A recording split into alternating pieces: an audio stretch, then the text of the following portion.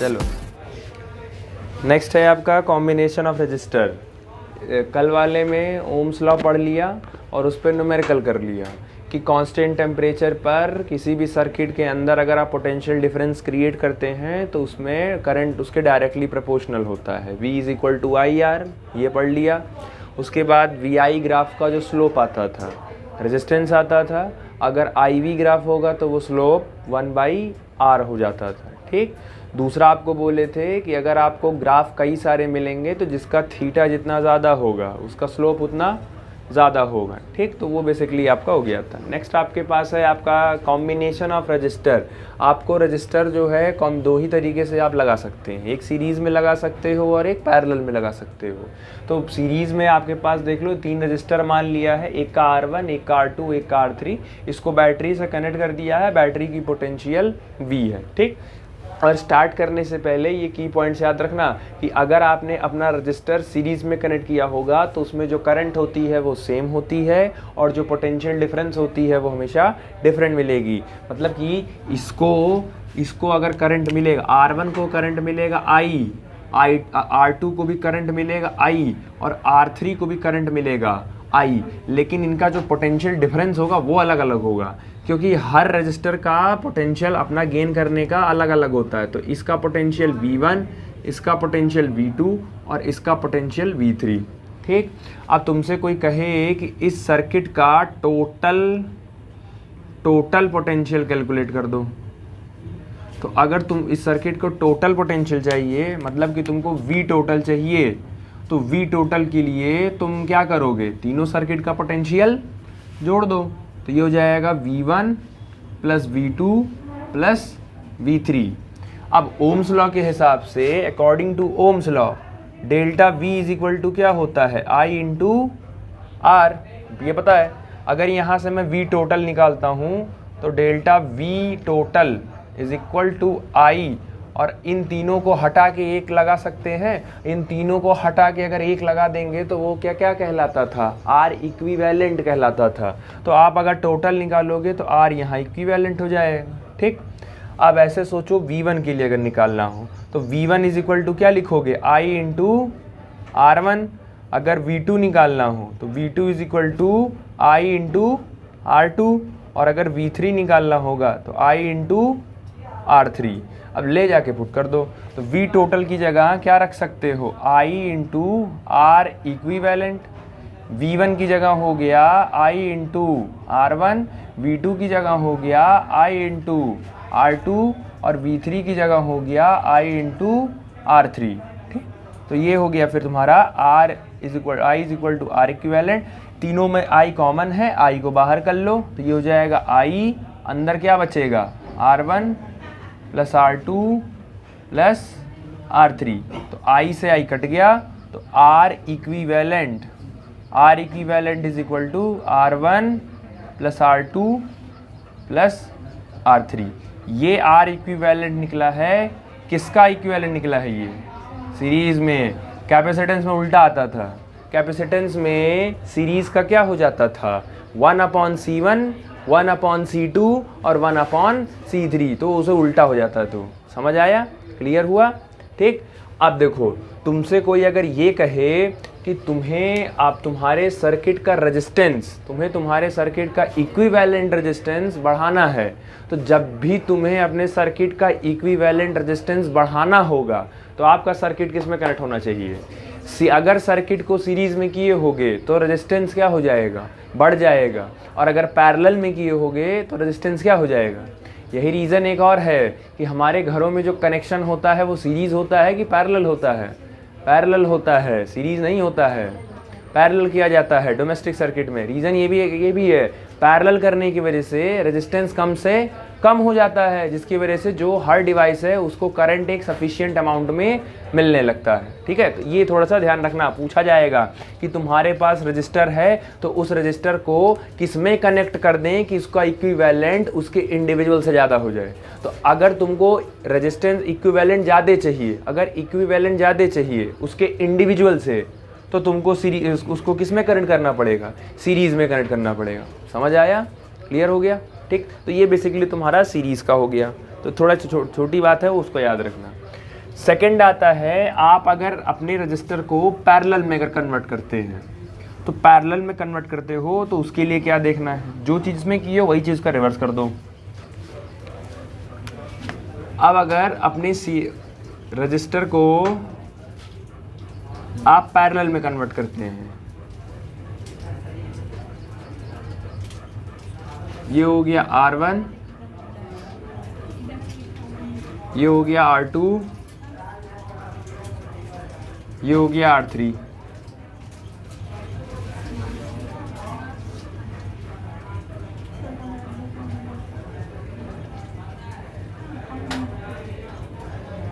देखो अब इसके लिए याद कर लो, अगर बेसिकली पैरेलल होगा तो पैरेलल में सुनो, यहाँ से जो भी करंट निकलेगा वो मान लो I निकला, तो यहाँ पे भी करंट निकला I, यहाँ पे भी करंट आया I, लेकिन जैसे ही करंट यहाँ पहुँचेगा तो यहाँ करंट, तीनों में करंट अलग अलग हो जाएगा, करंट अपने आप को डिस्ट्रीब्यूट कर लेगा। पहले में जो करंट जाएगा वो I1, दूसरे में जो करंट जाएगा वो I2, और तीसरे में जो करंट जाएगा वो I3।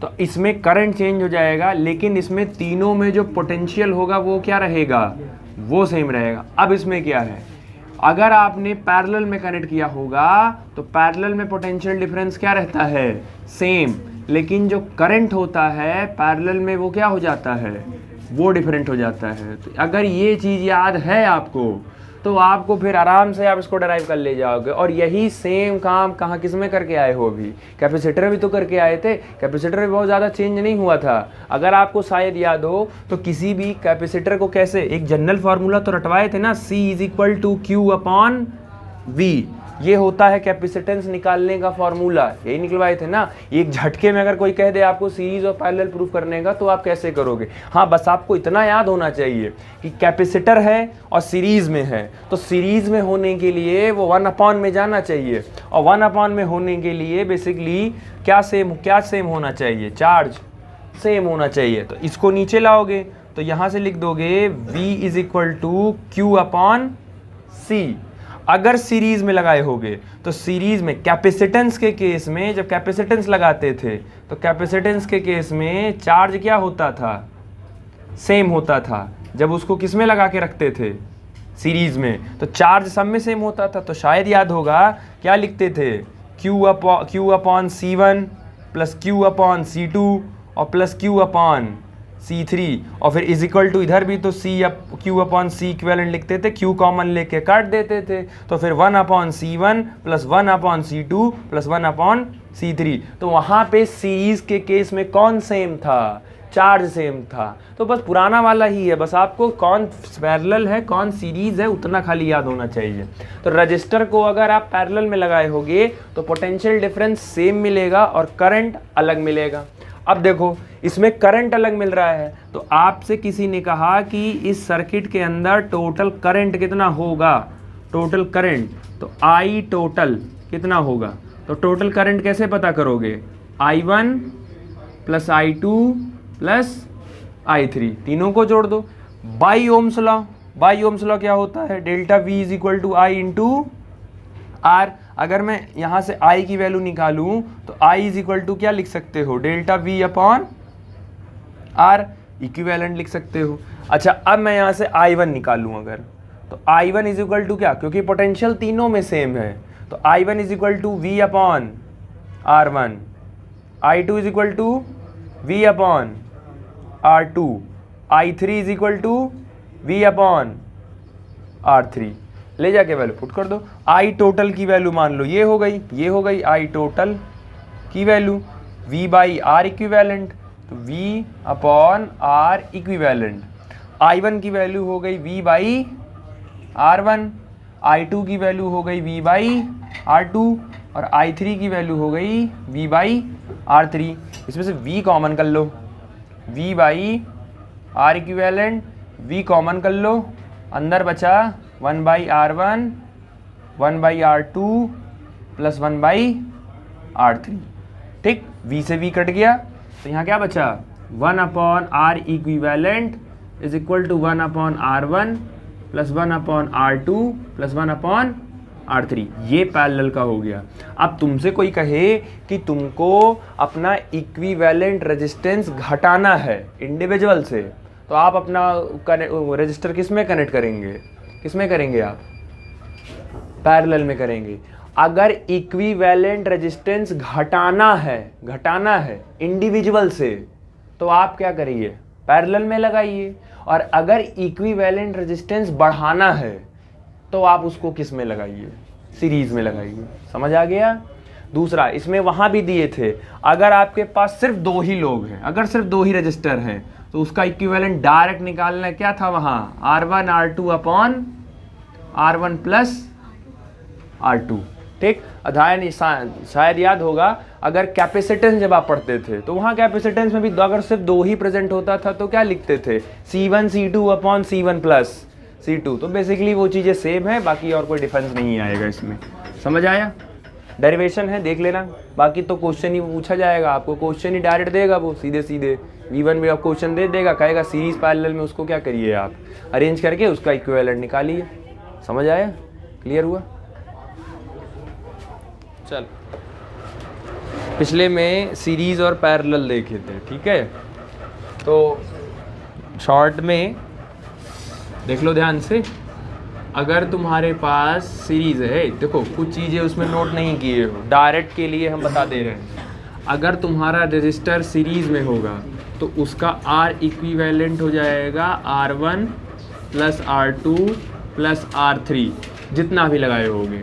अगर तुम अपना रजिस्टर पैरेलल में लगाए होगे तो पैरेलल में जो इक्विवेलेंट आता है वो 1 upon R equivalent is equal to 1 upon R1 plus 1 upon R2 plus 1 upon R3। ठीक, ये पैरेलल का था।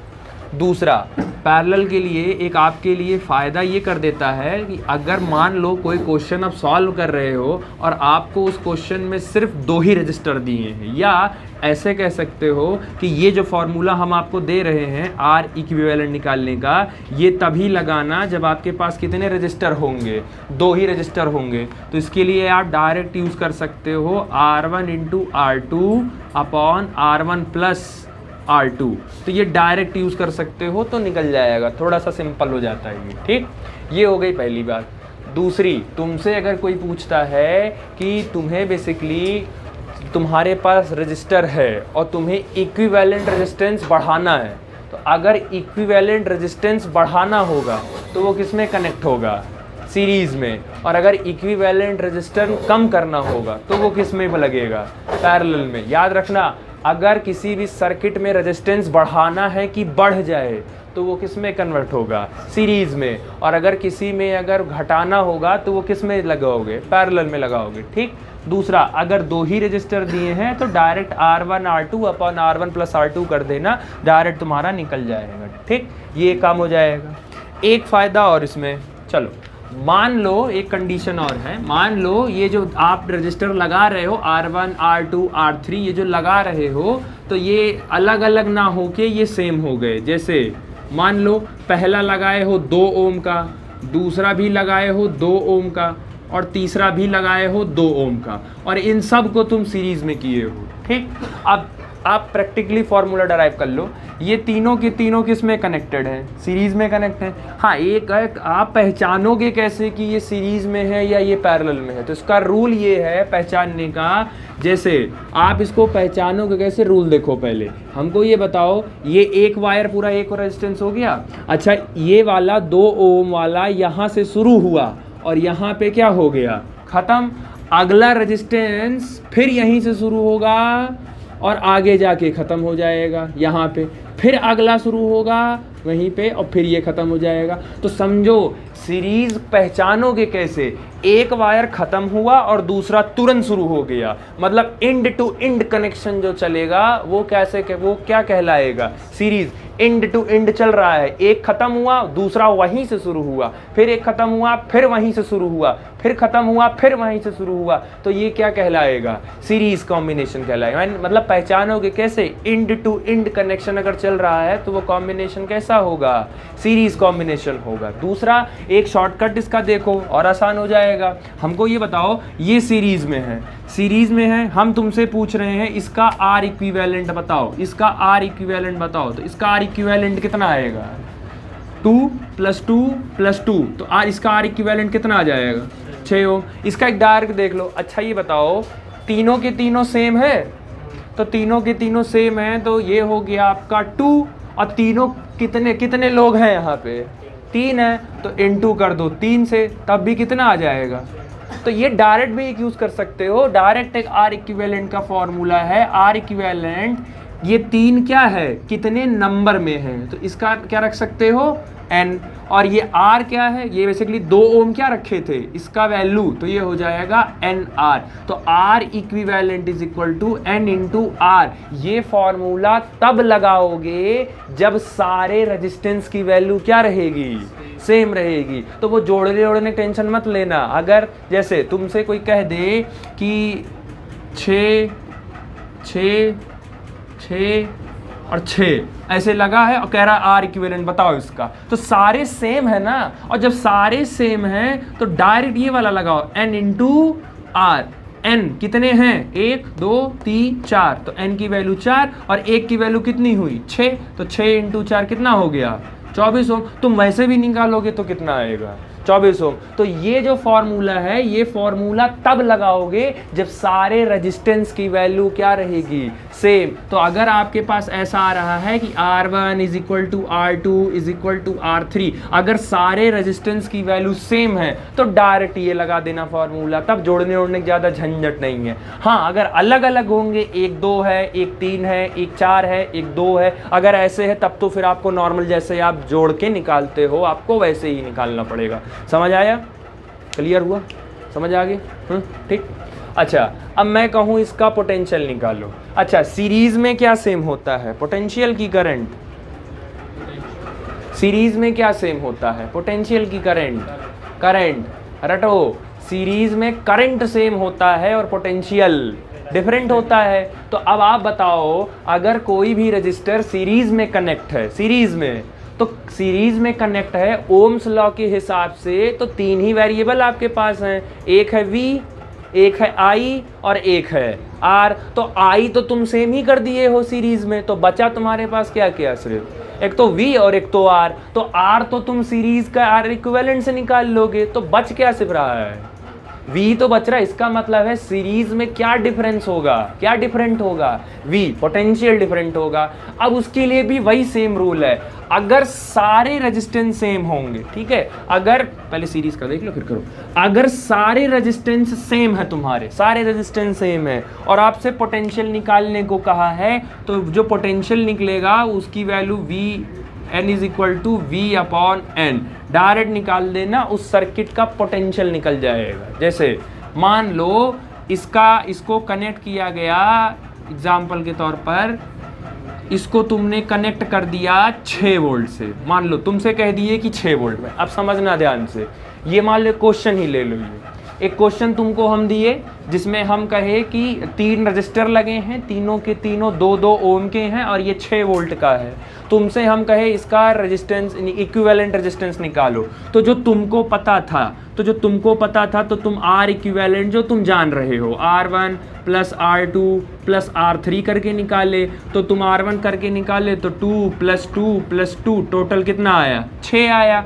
तुम इसी को उस वाले से भी कर सकते हो कि तीनों के तीनों सेम हैं, तो जब तीनों के तीनों सेम हैं तो डायरेक्ट ये वाला फॉर्मूला लगा दो, n × r। तो n की वैल्यू हो गई 3 और r की वैल्यू हो गई 2, तो डायरेक्ट कितना ओम आ गया?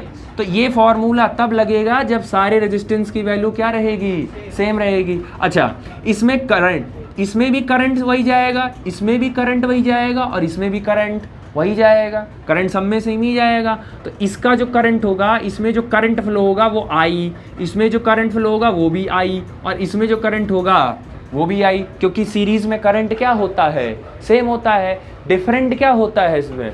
पोटेंशियल। लेकिन आप इमेजिन करो, अगर तीनों रजिस्टर ही सेम कर दिए हो तो क्या तीनों का पोटेंशियल भी सेम हो जाएगा? अगर तीनों रजिस्टर ही सेम हैं तो तीनों का पोटेंशियल भी तो सेम हो जाएगा भाई। जब सब 2-2 ओम के हैं तो खींचेंगे भी तो बराबर ही। 100 वाट का बल्ब है, 100 वाट का बल्ब है और 3 कमरे में लगाए हो तो बिजली एक ही जैसा खिंचाएगी कि अलग अलग खिंचाएगी? एक ही, क्योंकि तीनों की पावर कितनी है? 100 वाट ही है। तो 100, अब एक में 100 वाट का लगाए हो, एक में 7 वाट का लगाए हो, एक में 14 वाट का लगाए हो, बिजली सेम खिंचाएगी कि अलग अलग? अलग अलग। लेकिन अगर सब में 100 वाट का लगा दिए हो तो सेम ही तो जाएगा। तो अगर सब में 2-2 ओम का ही है तो पोटेंशियल सब में सेम होगा कि पोटेंशियल सब में डिफरेंट होगा? सेम होगा ना। जब सारा रजिस्टर ही सेम कर दिए हो तो सारे पोटेंशियल भी सेम होंगे। अब तुमसे कहेंगे पोटेंशियल निकालो, तो अगर पोटेंशियल कहेंगे तो उसके लिए भी डायरेक्ट फार्मूला यही है। डायरेक्ट फार्मूला पोटेंशियल के लिए वी इक्विवेलेंट डायरेक्ट के लिए V/N। टोटल पोटेंशियल कितना है? टोटल कितना है? टोटल पोटेंशियल कितना सप्लाई किए थे? 6 वोल्ट का। और कितने रजिस्टर लगाए हो? 3। तो 6/3 कितना आया? मतलब एक को कितना मिलेगा? मतलब इसको भी 2 वोल्ट मिलेगा, इसको भी 2 वोल्ट मिलेगा और इसको भी 2 वोल्ट मिलेगा। समझ आया? क्योंकि तीनों का जब रेजिस्टेंस सेम है और तीनों में करंट सेम है तो तीनों में पोटेंशियल भी तो सेम ही होगा। पोटेंशियल तब डिफरेंट होता है जब रेजिस्टेंस अलग अलग होता है। समझ आया कि नहीं आया? अगर रजिस्टर अलग अलग है तो पोटेंशियल डिफरेंट कर जाएगा, लेकिन वो किस में हो जाएगा? सिर्फ सीरीज में हो जाएगा। समझ आया? तो एक डायरेक्ट फॉर्मूला याद रखो, डायरेक्ट फॉर्मूला याद रखो कि इफ रेजिस्टेंसेस आर सेम, अगर रेजिस्टेंस आपका सेम है, ये नोट्स में नहीं गया है, नोट्स में नहीं लिखे हो ये, इफ रेजिस्टेंसेस आर सेम, ये सारे जो वैल्यू है अगर ये सेम है तो अगर रेजिस्टेंसेस सेम होंगे तो R इक्विवेलेंट कैसे निकालोगे? N into R। और अगर आपसे पोटेंशियल पूछेगा तो पोटेंशियल के लिए V equivalent is equal to V/N। ये ध्यान में रखना। अगर सारे रेजिस्टेंस सेम है तो R इक्विवेलेंट इससे निकाल सकते हो, और अगर इंडिविजुअल पोटेंशियल पूछेगा तो ये निकाल सकते हो। समझ आया? क्लियर हुआ?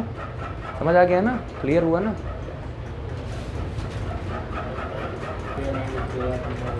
चलो, दूसरा है पैरेलल कॉम्बिनेशन।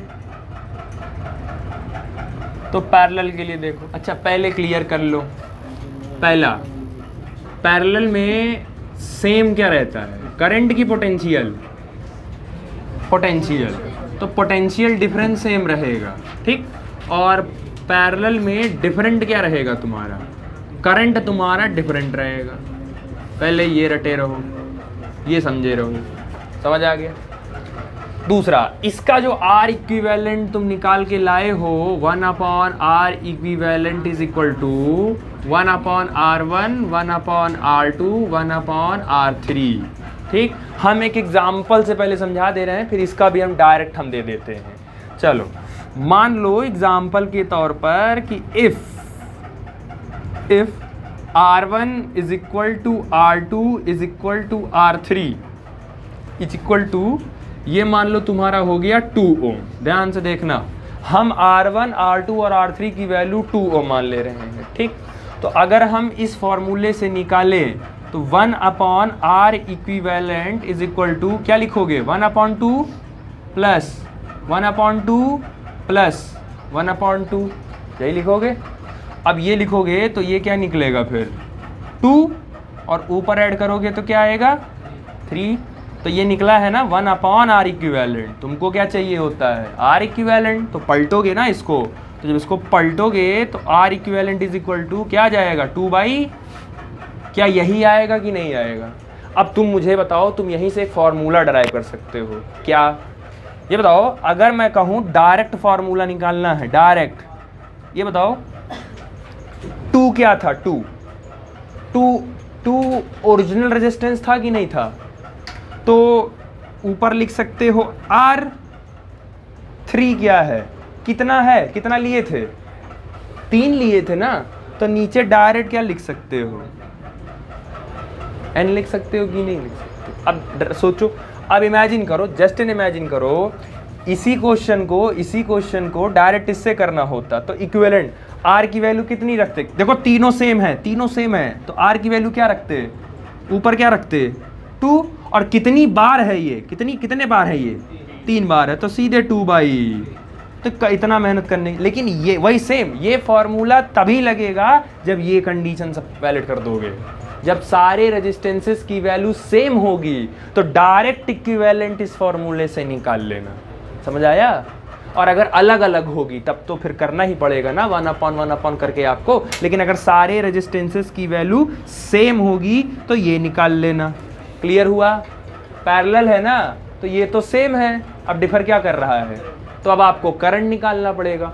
अब आपको अगर करंट निकालना है तो करंट के लिए भी डायरेक्ट फॉर्मूला, तो current is equal to I/N, direct formula ये लगा देना, सीधे सीधे आपका करंट भी निकल जाएगा, करंट अगर आपको निकालना होगा तो ये याद रखना, ये दोनों फॉर्मूले तभी लगेंगे जब सारे रेजिस्टेंसेस आपके सेम होंगे। इफ रेजिस्टेंसेस आर सेम, अगर सारे रेजिस्टेंसेस सेम होंगे तभी ये लगाना, नहीं तो मत लगाना। तो वो फिर आपको नॉर्मली वो 1/1 करके ही आपको सॉल्व करके निकालना पड़ेगा। क्लियर हुआ? समझ आया? दूसरी बात, पैरेलल में अगर लगाए होगे तो इक्विवेलेंट रेजिस्टेंस घटेगा कि बढ़ेगा? पैरेलल में घटेगा, क्यों? याद कर लो 1/, जाता है और 1/, में जब वैल्यू जाएगी तो डैम चोर है वैल्यू क्या करवाएगी, वो डाउन करवाएगी। और सीरीज में डायरेक्ट जोड़ते हो तो डायरेक्ट जोड़ोगे तो इक्विवेलेंट रेजिस्टेंस बढ़ जाएगा। तो स्टेटमेंट वाइज क्वेश्चन भी आएगा कि रजिस्टर को किस कॉम्बिनेशन में कनेक्ट कर दें कि इक्विवेलेंट रेजिस्टेंस बढ़ जाए। तो सीरीज में रेजिस्टेंस को किस में कनेक्ट कर दें कि इक्विवेलेंट रेजिस्टेंस उसका मिनिमम हो जाए, तो पैरेलल में हो जाए। समझ आया? क्लियर हुआ? अब क्वेश्चन शुरू कर दो करना, अभी क्लियर हो जाएगा कौन सा क्या करना है। चलो ये बना लो और इसका आर इक्विवेलेंट निकालो और इसका आर इक्विवेलेंट निकालो। पहले दोनों का आर इक्विवेलेंट निकाल के अलग से कैलकुलेट करो पहले। चलो पहले का देखो आर इक्विवेलेंट कैसे, अच्छा सीधे सीधे दिख रहा है पैरेलल में है। पैरेलल में पहचानने का तरीका बता दिए हैं कि एक एंड, उसका एक एंड एक से कनेक्ट होगा, दूसरा एंड दूसरे से कनेक्ट होगा। तीनों के तीनों का जो एंड है वो एक दूसरे से कनेक्टेड नहीं है, तो ये पैरेलल में हो गया। तो पैरेलल में 1/R equivalent is equal to, अब देखो हम तो जो डायरेक्ट फार्मूला बताए थे वो डायरेक्ट नहीं यूज़ कर पाओगे क्योंकि ये 2 1 2 ऐसे करके है। तो आप नॉर्मली जैसे यूज़ करते हो आप वैसे यूज़ करो। तो ये हो जाएगा 1/2 1/1 और प्लस 1/2, तो ये हो जाएगा, अच्छा 1/2 और 1/2 ये कितना हो गया, ये 1 आधा आधा कितना हो गया 1, और ये भी 1 ही हो गया। तो ये 1 + 1 टोटल कितना हो गया 2/1 आर इक्विवेलेंट। तो R equivalent is equal to 1/2। यही आया? ये आया? समझ आया ना? ठीक। अच्छा एक काम और कर सकते हो, ये दोनों क्या थे, सेम थे, या तुम चाहो 2 का पहले निकाल लो। अगर ऐसे नहीं कर पा रहे हो तो पहले 2 का देखो जोड़ा आपके ऊपर है। हमको पता है ना कि हमको एक फार्मूला डायरेक्ट वाला दिया गया, 2 का जोड़ा ले लो, पहले इन दोनों को ले लो। तो 2 × 1 / 2 + 1, तो 2 × 1 = 2 और 2 + 1 कितना हो गया 3 आ गया। अब उसमें ये किस में रहेगा, अगर ये दोनों हटेगा, ये दोनों अगर हट जाता है तो उसकी जगह ऐड करोगे उसको, तो इससे 2/3 तो पैरेलल में ही रहेगा। फिर फाइनल आर इक्विवेलेंट निकाल लो, इन दोनों का जो आया है 2/3 और इसका आया है 2, तो इसको करोगे तो इसको क्या लिखोगे 2/3 × 2 / 2/3 + 2, ये भी कर सकते हो। तो ये ऊपर वाला कितना हो जाएगा 4/3 और नीचे एलसीएम लोगे तो कितना हो जाएगा 3, ये नीचे 1 हो जाएगा, तो ये हो जाएगा 2 और ये कितना हो जाएगा 1, 3 × 2 = 6, तो ये हो जाएगा 4/3 और ये हो जाएगा 6 × 2 = 8, 8/3 पलटोगे इसको तो ये हो जाएगा 4/3 और ये हो जाएगा 3/6, तो 3 से 3 कट गया और 2 × 2 = 4, 2 × 3 = 6। अरे ये उल्टा कैसे आ गया, कोई गलत हो गया क्या?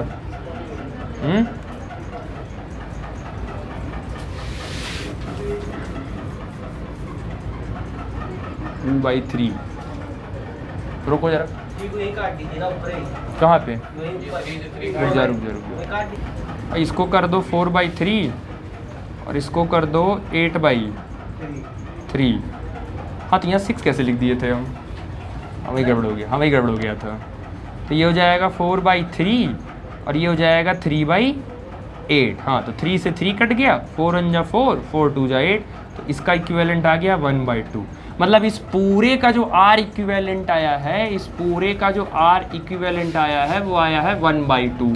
ठीक, अच्छा खाली R इक्विवेलेंट पूछा था तो ठीक है, लेकिन मान लो तुमसे और भी अगर कुछ पूछ ले। अच्छा पोटेंशियल कितना है? 8 वोल्ट का। तीनों में करंट सेम जाएगा कि तीनों में करंट अलग अलग जाएगा? तीनों में करंट अलग अलग जाएगा, क्योंकि तीनों किस में कनेक्टेड हैं? पैरेलल में कनेक्टेड हैं। तो पैरेलल में कनेक्टेड हैं तो तुमको क्या निकालना पड़ेगा? तीनों में अलग अलग करंट निकालना पड़ेगा। तो तुम पहले सर्किट से कितना करंट निकला है पहले वो निकालो। सर्किट से कितना करंट निकला है, तो ओम्स लॉ के हिसाब से V = I × R। Potential, total circuit का पोटेंशियल कितना दिया है? 8। करंट हमें पता नहीं है। रेजिस्टेंस कितना है हमारे पास? 1/2। तो 8 = I/2। ये इधर चला गया तो I = कितना हो गया? 16। इसका मतलब है कि 16 एम्पियर की करंट सर्किट से निकली है। यहाँ 16 एम्पियर का, अब देखो 16 एम्पियर यहाँ निकला। अब ये 16 एम्पियर 3 पार्ट में डिवाइड करवाओ इसको, क्योंकि 16 एम्पियर तीनों में डिवाइड करवाएगा वो। अब तीनों में डिवाइड कराएगा तो तीनों में पोटेंशियल तो सेम ही होगा। तीनों में पोटेंशियल तो सेम होगा, क्योंकि पैरेलल में क्या सेम होता है? पोटेंशियल सेम होता है। तो इसमें पोटेंशियल कितना मिलेगा? 8 वोल्ट। इसमें भी पोटेंशियल कितना मिलेगा? 8 वोल्ट। और इसमें भी पोटेंशियल कितना मिलेगा? अभी बताओ, तुमको R और V पता है तो तुम इस सर्किट के लिए I नहीं निकाल सकते? इस सर्किट के लिए अगर इस सर्किट के लिए I निकालना हो, इस सर्किट के लिए, तो I = क्या लिखोगे? V/R। इस सर्किट का V कितना है? 8।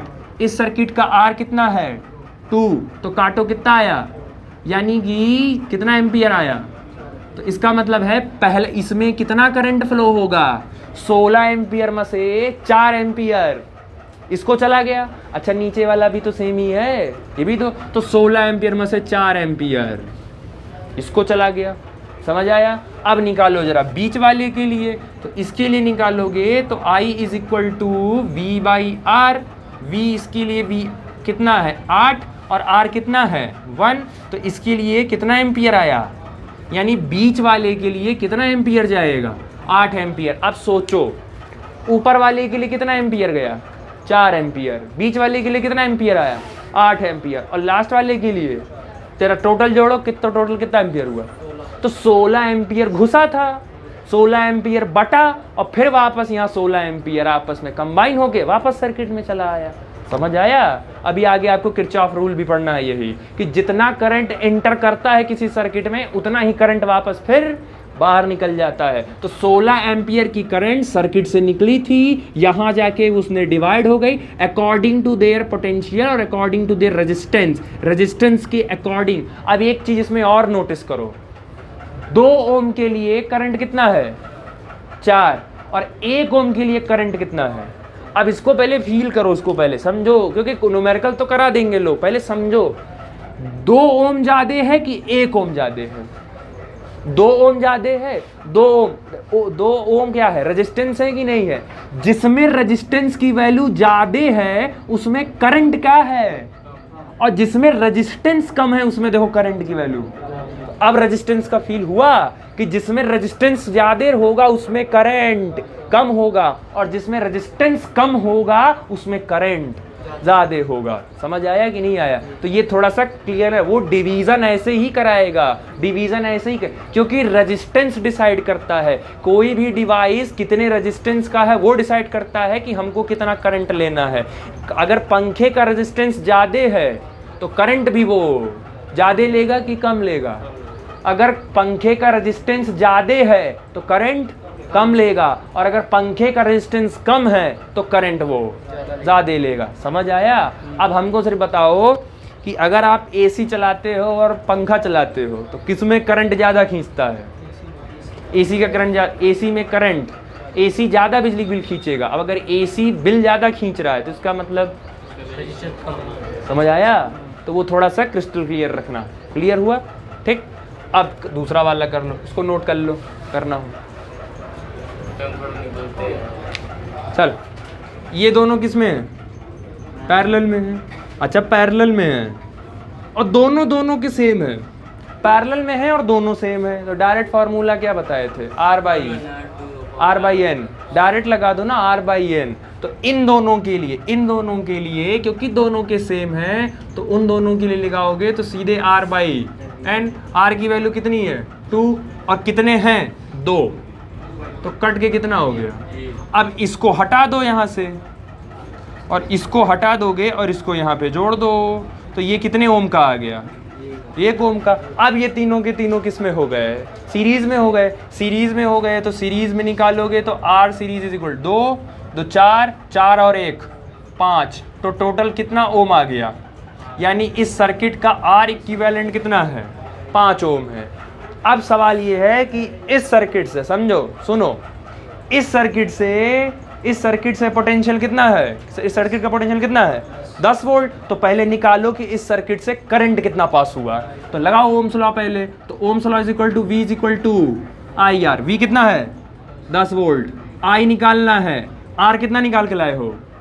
5। 5 1 जा 5, 5 2 जा 10। तो आई इज इक्वल टू कितना आया? 2 एम्पियर। इसका मतलब है सर्किट से कितना करंट निकलेगा? सर्किट से कितना करंट निकलेगा? 2 एम्पियर। अब हमको बताओ, 2 एम्पियर इसको भी मिलेगा, 2 एम्पियर इसको भी मिलेगा और 2 एम्पियर इसको मिलेगा। ये क्लियर है? जो कि सीरीज में है। सीरीज में क्या सेम होता है? करंट सेम होता है। सीरीज में करंट सेम होता है, 2 सेम होगा। अब डाउट ये आ रहा है, इसमें डाउट ये आ रहा होगा कि इसका तो 2 ओम था, इसका तो 1 ओम था, तो क्यों करंट सेम हो गया? इसलिए क्योंकि सीरीज में डिफरेंट क्या होता है? पोटेंशियल तो डिफरेंट होता है, तो पोटेंशियल तो अलग अलग आएगा। अब ये पोटेंशियल डिवाइड करेगा। अब समझो, इस वाले के लिए पोटेंशियल निकालो। तो इस वाले के लिए पोटेंशियल निकालोगे तो V1 is equal to I is equal to R1। तो V1 इज इक्वल टू आई है 2 और R1 कितना है? 2। तो V1 इज इक्वल टू कितना है?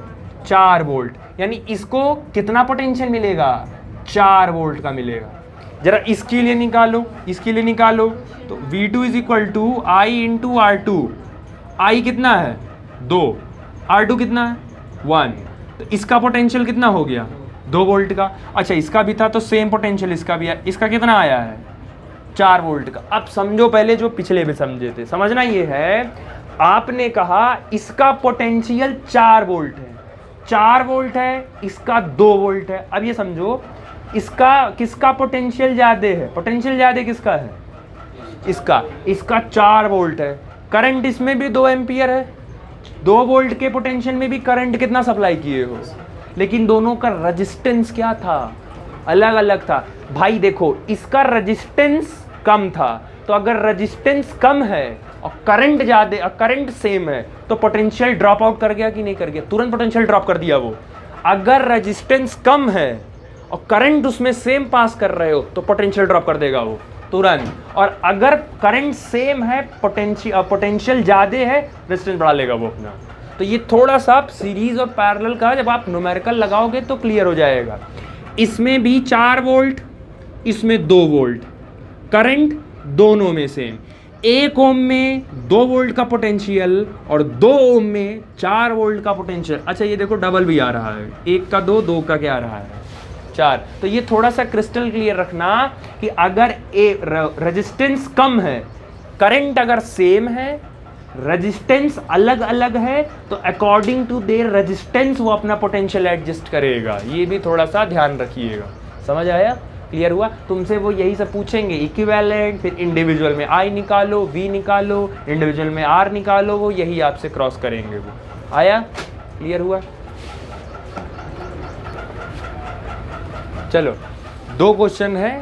दोनों क्वेश्चंस के पहले आप आर इक्विवेलेंट निकालिए, क्योंकि पोटेंशियल इसमें नहीं गिवन है। अभी सिर्फ आप आर इक्विवेलेंट निकालिए, दोनों क्वेश्चन का आर इक्विवेलेंट निकालो। चलो देखो, ये ए और बी के बीच का रेजिस्टेंस निकालना है। अब कभी भी देखो, कभी भी अगर प्रॉब्लम ये हो जाए कि आप पहचानोगे कैसे कि रेजिस्टेंस कैसे है ए और बी का है, कि आप पहचानोगे कैसे, पहचानना बहुत बड़ी बात है इसमें। तो देखो ऐसा किया करो ना, जाके एक टर्मिनल पे छतरी लेके बैठ जाया करो। जैसे तुम ए पे जाके बैठ जाओ, ठीक। अब ए पर अगर बैठ गए तो जब ए पर बैठोगे तो पहले रास्ते में कौन मिलेगा? 20। फिर चलते हुए ऐसे चलते हुए फिर कौन मिलेगा?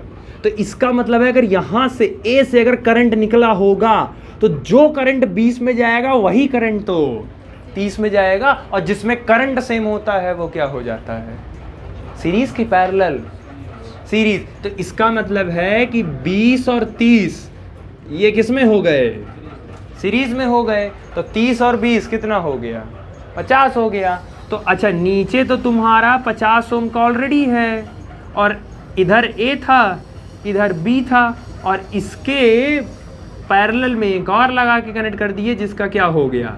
50। और अभी बोला हूं कि जब दोनों सेम होते हैं तो इसका डायरेक्ट फार्मूला लगा लो ना, R बाई, क्योंकि दोनों सेम है तो 50 बाई, और कितने हैं? 2, तो डायरेक्ट लगाओ तो इसका R इक्विवेलेंट कितना आ गया?